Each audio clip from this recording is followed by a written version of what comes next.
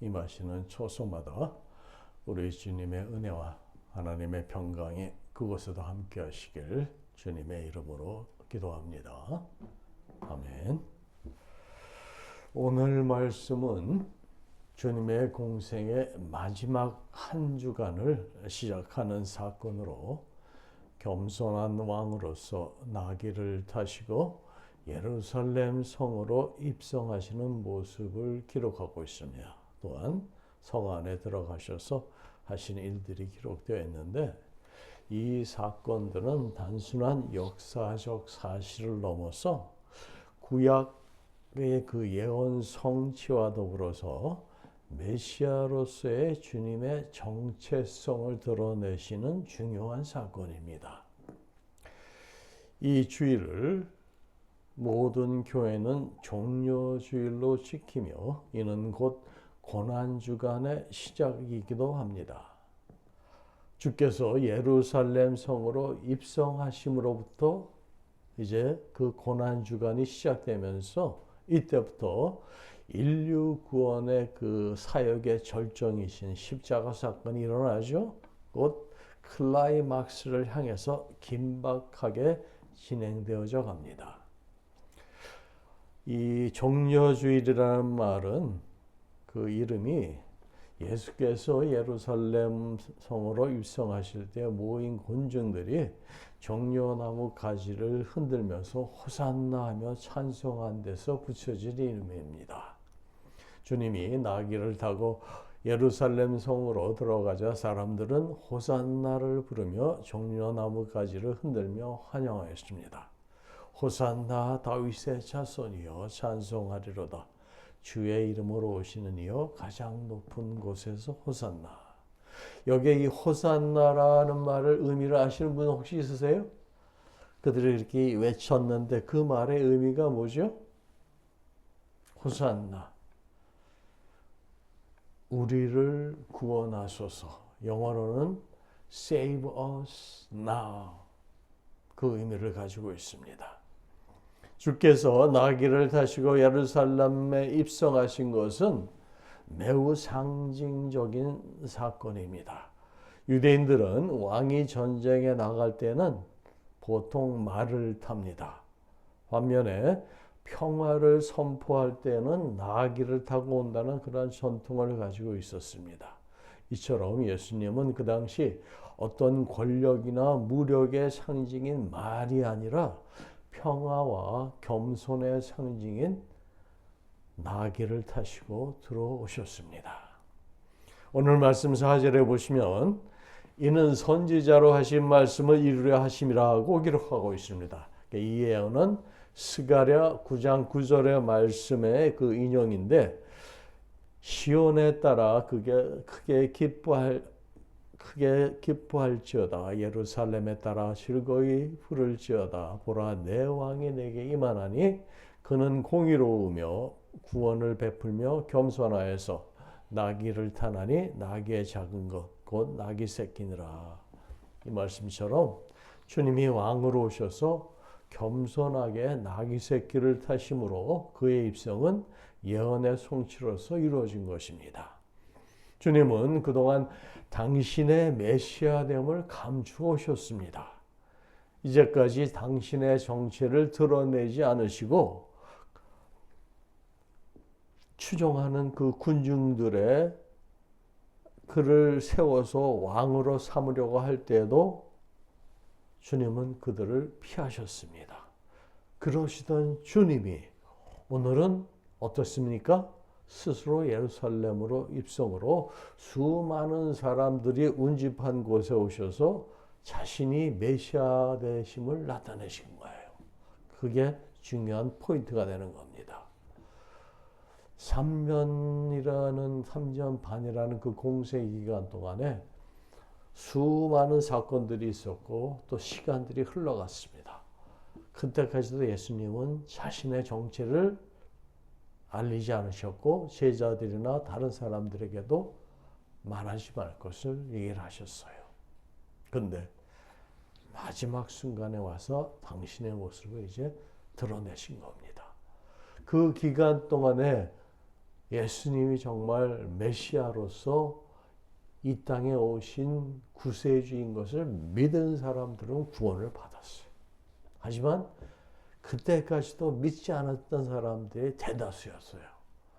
물론 수많은 관 사람들이, 그 군중들이 호산나 하며 예수님을 환영했지만 결국 어떻게 됐습니까? 일주일 후에 주말에 주님이 십자가에 달리게 되잖아요. 그 많은 관중들이 강도 대신 예수님을 십자가에 달지 않습니까? 여기서 우리는 예수님의 이 메시아적 사명이 무엇인지 다시 한번 숙고해볼 필요가 있습니다. 이는 단적으로 말해서 세속적인 권력이나 정치적인 해방이 아닌 인류를 위한 평화의 왕으로서 우리 인간들의 영적 해방과 구원을 주시려고 하시는 것이 그분의 사명입니다. 주님은 이 땅에 육신의 몸을 입고 오실 때부터 겸손하심과 자기 희생을 선택하셨고, 그분의 왕국은 물리적인 힘이 아닌 사랑과 은혜로부터 다스려지는 세계라고 선언하시면서 이를 전하셨습니다. 이 세계를 우리는 하나님의 나라, 천국이라고 말합니다. 예수님께서는 세례를 받으시고 그 입을 열어서 말씀을 선포하실 때부터 하나님의 나라를 선포하셨고, 그것이 곧 복음으로 모든 이들에게 기쁨의 소식이었던 거예요. 근데 그거를 영적인 귀가 열려서, 눈이 열려서 그 세계를 볼 수 있었던 사람들에게는 그게 기쁨이었어요. 하나님의 영광을 받습니다. 그리고 그 복음을 들었어요. 그리고 그 말씀이 심령에 각인됐어요. 그 얼마나 큰 축복입니까? 그런데 오늘 본문 말씀을 보니까 예루살렘 성 안에서는 또 한바탕 소동이 일어났습니다. 예수께서 성전에 들어가서 성전 안에서 예배하는 그 매매하는 모든 사람들을 내쫓으시며 돈 받는 사람들의 상과 비둘기 파는 사람들의 의자를 둘러엎으시고 그들에게 이르시되 기록된 바 내 집은 기도하는 집이라 일컬음을 받으리라 하였거늘 너희는 강도의 속구를 만드는도다 하시며 이러한 타락한 모습을 예수님께서 책망하셨습니다. 예로부터 예루살렘은 하나님의 임재의 초소로 성전이 있는 장소입니다. 또한 거룩한 곳으로서 그곳은 하나님께서 거하시는 초소로 기도하는 집입니다. 주님의 이러한 행동은 제사 제도를 부정하시려는 것이 아니었습니다. 이는 하나님께 대한 제사의 참된 정신이 흐려졌기 때문에 분노하신 것입니다. 또한 더욱 중요한 것이 이 성전 정화 사건의 참된 진정한 의미는 이제 며칠 후에 희생제물로 돌아가실 예수님 자신이 진정한 예배의 대상임을 밝히려 하셨던 것입니다. 그게 중요해요. 요한복음에서는 나중에 이제 우리가 사복음서가 있는데 요한복음서가 제일 나중에 쓰여졌어요. 그걸 아주 클리어하게 요한이 자신의 복음서에서 자신의 몸이 성전 되심을 예수님께서 친히 말씀을 하셨어요. 그러니까 우리가 몸된 교회라는 말을 자주 쓰시잖아요. 그 말씀처럼 우리가 영적으로 하나님의 거하시고 임재하시는 그 처소가 바로 그 예배를 받으실 대상이 누구냐? 여호와 자신이 곧 예수님이신 것을 그 성전 청결을 통해서 우리에게 다시 한번 알려주신 거예요. 예수님께서 그 복음서에 보면 성전 청결 사건이 2번 나오는데 당신의 그 공생애를 시작하면서 처음 하신 사역이 성전 청결 사건이었어요. 그리고 마지막으로 십자가에 달리기 전에 하신 사역이 또한 성전 청결 사건이라는 거예요. 너희가 성령을 받고 하나님을 진정한 너의 구주로 모시고 받아들이려면 너의 모든 몸과 마음이 정결해야 된다는 하나의 상징적인 예수님의 나타내심입니다. 그래서 오늘 이 마태복음에서는 예수님이 예루살렘을 보고 눈물을 흘리신 장면이 생략되어 있는데 오늘 우리 말씀 한 곳을 찾아보시겠습니다. 누가복음 19장 41절에서 42절을 잠깐 찾아보세요. 누가복음 19장 41절 42절에 보시면 거기에 가까이 오사 성 예루살렘 성을 맞죠. 거기를 보시고 우시며 이르시되 너도 여기서 너는 예루살렘을 인격화하여서 호칭하시는 말씀입니다.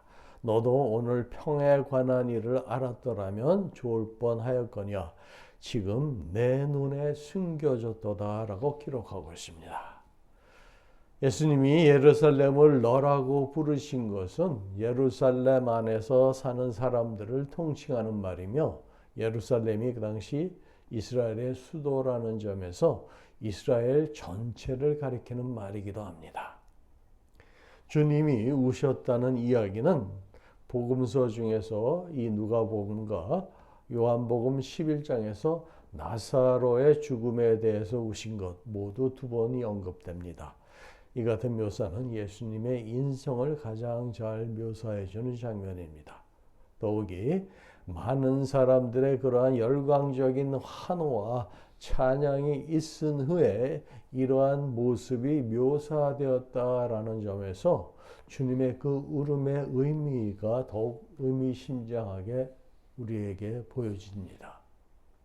그걸 제가 잠깐 설명을 드리겠는데 주께서 예루살렘 성을 바라보고 우셨다는 것에서 이 눈물은 예루살렘의 장래를 이미 아시고 애통하시는 메시아적인 눈물이라고 우리가 생각해 볼 수 있습니다.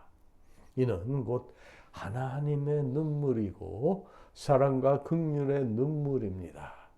나아가 이 눈물은 예수님께서 예루살렘에게만 그렇게 국한된 것이 아니라 예루살렘을 보시면서 인류의 아픔을 보시고 온 세상 모든 피조물들의 그 고난까지도 생각하시면서 우시던 메시아적인 눈물입니다. 이렇게 주님의 눈물은 그 당시 로마로부터의 압제와 억압으로 인한 고통과 지배의 암담한 현실에 이스라엘 민족에 대한 것일 뿐만 아니라 궁극적으로는 인류가 당하고 있는 이러한 모든 보편적인 고통과 죄에 대한 주님의 애통의 눈물이었습니다. 그래서 예수님의 예루살렘 입성은 사람들로부터 환영과 영광을 얻으시려는 것이기보다는 예언의 성취를 이루시고 자신이 진정한 평화의 왕으로서 오신 메시아심을 드러내신 것입니다. 그리하여 성전을 정결케 하시고 이는 종국적으로 인류의 죄와 고통을 대신 담당하시려고 희생제물로 당신의 몸을 드림으로써 죄인들을 위해 고난과 대속의 죽음을 맞이하시기 위하신 것이었습니다. 그 전초라는 거예요. 6월절이 되면 디아스포라로 각국에서 흩어졌던 유대인들이 사방에서 예루살렘으로 모입니다. 그 많은 사람들이 주께서 나귀를 타시고 입성하실 때 그들의 겉옷을 벗어들어서 길에 펴고 종려나무가지를 길에 펴면서 호산나 다윗의 자손이여 찬송하리로다 주의 이름으로 오시는 이여 가장 높은 곳에서 호산나 찬송하면서 소리를 질렀습니다. 그러나 그때 누구보다도 성경을 잘 알고 예언의 말씀을 잘 알고 있었어야 할 그 바리새인들은 오히려 화를 내며 이것을 제지시켜 달라고 예수께 요청하였고 또한 예루살렘의 종교 지도자들은 이를 못마땅하게 여기면서 그들이 노하여서 오늘 말씀 15절 보세요. 거기 보시면 대제사장들과 서기관들이 예수께 하시는 이상한 일과 또 성전에서 소리질러 호산나 다윗의 자손이야 하는 어린이들을 보고 놓아요. 이렇게 말하고 있습니다. 그들이 예수께 말하되 그들이 하는 말을 듣느냐? 그렇게 예수님에게서 백성들이 그렇게 하지 말 것을 요구를 합니다. 예수께서 뭐라고 말씀하십니까? 어린 아기와 젖먹이들의 입에서 나오는 찬미를 온전케 하셨나이다 함을 너희가 읽어본 일이 없느냐고 하시면서 만일 이 사람들이 잠잠하면 돌들이 소리지르라고 하셨습니다. 이 말씀은 당연지사라는 뜻입니다. 우리가 조금 전에 찾아본 누가복음 그 앞에 이 말씀이 나옵니다. 만일 사람들이 잠잠하면 돌들이 소리지르리라. 이는 만약 사람들이 찬양하지 않으면 돌들이 소리지르라는 말이 우리가 이게 가능한 말입니까? 돌들이 어떻게 소리를 지릅니까? 불가능한 얘기죠. 그러니까 이 말은 당연히 있어야 했어야 하는 그러한 사건이라는 거예요. 예수님 말씀이. 이는 예수를 메시아로 환호한 저들의 그 찬양이 정당함을 예수님께서 확인하셔서 말씀하시는 것이고, 그리고 반드시 그렇게 찬양되어야만 한다는 필연성을 여기서 주장하시는 것입니다. 다시 말하자면 예수님에 대한 그들의 이러한 메시아적 찬양은 어떤 특정한 사람들의 자유의자에서 제한될 성질의 것이 아니라 하는 것입니다. 이는 곧 하나님의 영원하신 섭리와 계획하에 필수적으로 이루어져야 할 사실이라는 것입니다. 하나님의 뜻을 이룸에 있어서 돌들까지도 소리 지를 수 있다라는 겁니다. 이해하시겠죠? 돌들도 소리 낼 수 있습니다. 우리 인간적인 지식과 이성으로는 그게 불가능하지만 하나님 세계에서는 그게 가능합니다. 주께서 예루살렘에 입성하실 때 군중들은 그를 향해 주의 이름으로 오시는 왕이여라고 외치면서 예수님을 맞이했습니다. 예수님을 자신들의 왕으로 영접한 것입니다. 그런데 그들의 그 생각과 기대는 주께서 행하시려는 하나님의 뜻과는 달랐습니다. 그들의 외침은 열렬했지만 그들의 기대는 세속적인 왕으로서의 메시아였습니다. 이 군중들은 하나님의 뜻과는 다르게 세상적이고 정치적인 그러한 왕으로 예수님을 생각하였습니다. 그들은 그들의 정치적 해방을 기대했지만 주님의 메시지는 당신의 공생의 그 시작부터 인간의 영적인 구원과 이 땅에 하나님의 나라의 도래였습니다. 하나님 나라의 도래예요. 그러나 그들은 원수 같은 저 로마를 이 땅에서 몰아내고 이스라엘이 해방되는 것을 기대했습니다. 실제로 그러한 사건이 멀지 않은 그들의 역사 속에 남아 있었습니다. 주님이 오시기 전 서기전 165년경에 있었던 막가피 혁명이라는 것입니다. 이것에 대해서 오늘 조금 설명을 하겠는데 그 배경과 지금의 그 이스라엘의 그 현 상황을 역사적으로 간략하게 비교해서 소개해 보겠습니다. 남왕국 유다의 멸망으로 포로로 잡혀간 유대인들은 70년간 바벨론 땅에 살았습니다. 그 와중에 바사의 고레스 왕의 칙령으로 예루살렘 고토로 그들이 돌아와서 약 200년간 그들의 통치를 받았습니다. 이후에 알렉산더 왕이 이 바사 나라를 점령해서 대략 30년간 지배하게 됩니다. 알렉산더는 자신의 영토를 확장하던 중에 죽게 되고 알렉산더의 부하장군 4명이 나라가 갈라져서 4개의 왕조로 프톨레미, 셀루쿠스, 그 다음에 카산드로스, 리스마쿠스에 의해서 분할 통치됩니다. 이 네 개의 왕조 중에서 유대 나라와 직접적인 관련이 있는 왕조는 프톨레미와 셀루쿠스 왕조입니다.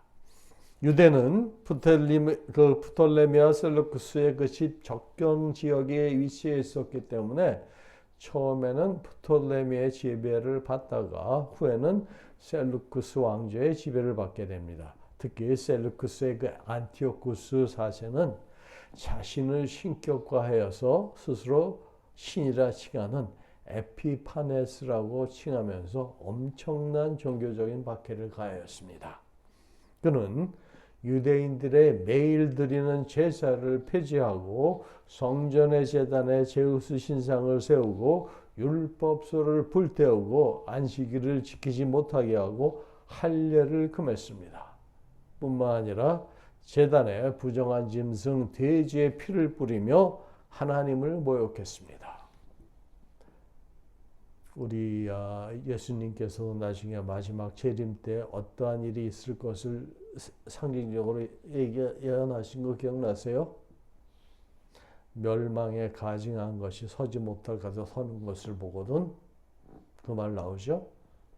멸망에 가증한 것이 거룩한 성전 앞에 쓸 때 똑같습니다. 이러한 박해 속에서 유대는 더욱 강하게 저항을 하며 하시딤 운동이 일어났습니다. 그 하시딤이란 뜻이 거룩한이란 뜻이에요. 이 하시딤 운동은 그들의 믿음과 신앙을 끝까지 지키며 말씀으로 돌아가자는 그러한 대각성 운동이었습니다. 이 하시딤 운동을 통제하는 그러한 과정에서 많은 유대인들이 학살을 당하게 됩니다. 하시딤 운동으로 수많은 사람들이 학살당하자 이에 열성적인 전투적 봉기가 일어났습니다. 이것이 바로 마카비 혁명입니다. 원래 유대 사람들이 자신들의 안식일 날에는 일을 안 하잖아요. 아무것도 안 하잖아요. 그러니까 이 사람들이 그 안식일 날에 안티오쿠스 사세 그 사람들이 그 안식일을 찾아서 사람들을 죽이러 온 거예요. 그날은 아무것도 하고 저항도 못하니까 그 모여있는 사람들을 떼거리를 죽인 겁니다.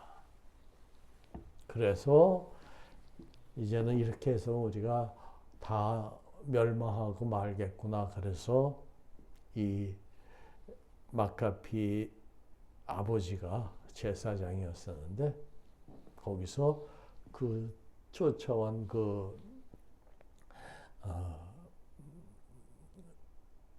병사 하나를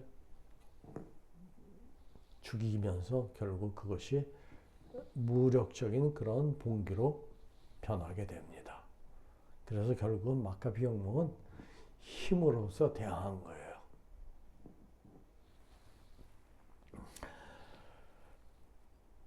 이 혁명을 이끈 사람이 마카피인데 마카피는 이게 새망치라는 뜻입니다. 새망치.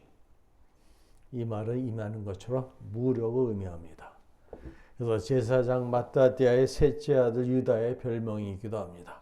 그래서 그가 이끄는 혁명군은 힘으로 안티오쿠스 4세의 정규군과의 투쟁에서 승리합니다. 이 승리로 유대는 독립하게 되었고 마카피 가문의 그 왕조가 세워진 데 이름이 하스몬 왕조입니다. 이것이 100년 동안 유대를 다스리게 됩니다. 이 승리로 인하여 발생된 그 절기가 하누카, 바로 수전절입니다.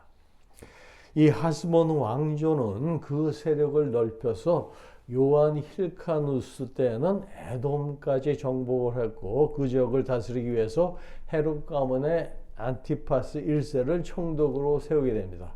이 사람이 누군가 하면 예수님 탄생 당시에 아기 예수를 죽이려고 했던 헤롯 아시죠? 기억나시죠? 이 헤롯 대헤롯이라고 칭하는데 그 사람의 할아버지입니다. 대헤롯의 할아버지가 이제 최초로 그 유대 땅의 총독으로 다스리게 된다는 거예요. 그러니까 우리가 성경에서 알고 있는 사실은 예수님 당시에 유대를 그 헤롯이 같은 이름이죠. 헤롯이 다스리고 있었고, 특히 대헤롯은 예수님 출생 당시에 영아 살해 그 명령을 내렸던 장본이라는 것이 성경에 기록되어 있습니다. 그러면 언제 이렇게 이스라엘의 상황이 역전되는 것인가를 우리가 잠깐 살펴볼 필요가 있는데, 우리가 그 마카비혁명을 말씀을 드렸죠. 그러면 그 배경에 이제 로마 제국이 있어야 합니다. 그러니까 이탈리아 반도를 통일하는 국가가 되면서 그 힘이 팽창해진 로마는 이때 폼페이우스라고 들어보시죠? 폼페이우스. 그 장군이 헬라의 그 셀루쿠스 왕조를 무너뜨리고 다메섹을 공격을 했습니다. 거기까지 치고 올라온 거예요. 그때 유대의 하스본 왕조의 영토까지 침략해오는 그 상황에서 바로 이 순간에 헤롯 가문이 이 기회를 놓치지 않고 폼페이우스를 도와서 유대를 공격한 것입니다. 이러한 상황 속에서 그가 로마의 등을 업고 유대 가문의 유대자의 그 왕으로서 통치자로서 그가 그 자리를 차지하게 되는 거예요. 폼페이우스가 유대 지역의 통치권을 헤롯 가문에게 주었을 때 로마 본국의 상황은 삼두 정치로 폼페이우스, 크라수스, 줄리우스가 로마를 다스리게 됩니다. 그러나 크라수스가 그 파르티아, 고대 페르시아 지역입니다. 그 원전 전쟁에서 전사하면서 삼두 정치의 균형이 깨지고 폼페이우스와 줄리우스 시저 아시죠? 그 사람 권력이 그 투쟁이 시작이 되는데 이 과정에서 폼페이우스는 전사하고 줄리우스 시저가 패권을 잡게 되지만 줄리우스는 어떻게 되죠? 그 부하 브루터스에게 암살을 당합니다. 그리고 줄리우스가 죽은 후에 그 로마의 힘은 그의 양아들이었던 옥타비아누스 아시죠? 양아들, 그리고 그 줄리우스의 신하였던 안토니우스에게 나눠지게 됩니다. 그러나 그들 역시 패권을 놓고 치열한 다툼을 하다가 결국 옥타비아누스가 악티움 해전에서 안티오누스가 나중에 그 이집트로 피신을 했는데 거기에 누가 있었죠? 유명한 미인 클레오파트라. 예.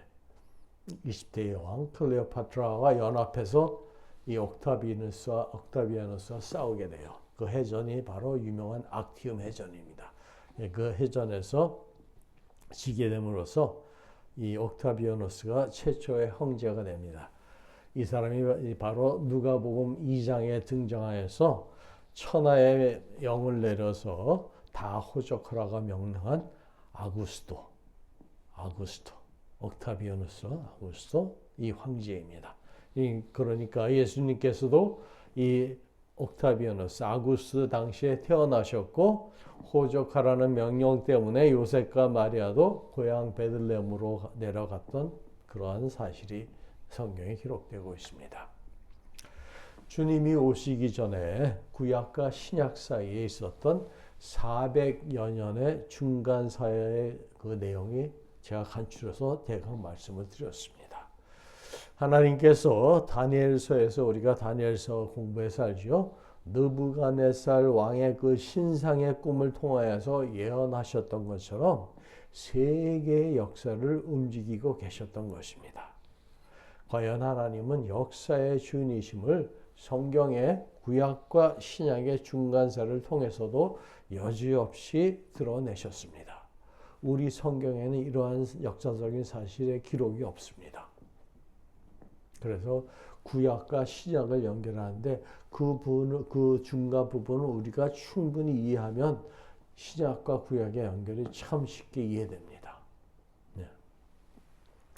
그래서 바로 이러한 시기에 세계의 역사 속에 수많은 세속적 영웅과 왕들이 나타났다가는 사라졌습니다.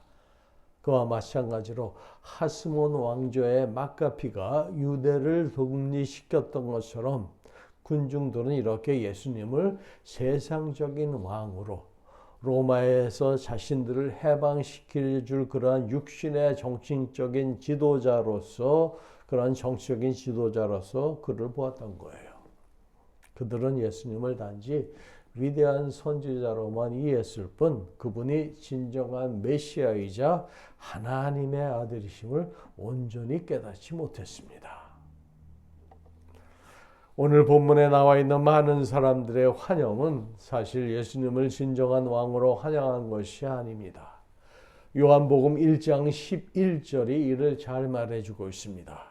요한복음 1장 11절에 예수님이 자기 땅에 오심에 자기 백성이 영접치 아니하였다라는 말씀이 이를 잘 변해줍니다. 사실 그들은 예수님을 진정한 왕으로 영접한 것이 아니었던 것입니다. 영적인 눈이 멀어서 그들의 욕구와 필요를 채워줄 왕으로서 어떻게 보면 조건부적인 환영이었던 거예요. 주님은 우리를 자기의 백성으로 삼으시기 위하여 친히 몸버려 피 흘려 죽으시기 위해 오신 것입니다. 섬김을 받으시려고 오심이 아니라 오히려 섬기시기 위해 오신 겸손하신 왕입니다. 우리가 이 영적인 믿음의 눈을 뜨지 않으면 그분을 진정한 평화의 왕으로 맞이할 수가 없습니다. 주님이 예루살렘에 들어가셨을 때 기쁘실 수 있었던 것은 그곳에 아이들 때문이었습니다. 아이들의 마음은 순수했습니다. 순전하고 깨끗했습니다. 어른들은 머릿속에 온갖 이기적이고 세상적인 생각들을 했습니다만 아이들은 왕이시다라는 그 말을 듣고 진짜 왕으로 믿고 열심히 소리치며 예수님을 환영한 것입니다. 이와 같이 우리들에게도 어린아이들과 같은 그런 순전한 마음이 있어야 합니다.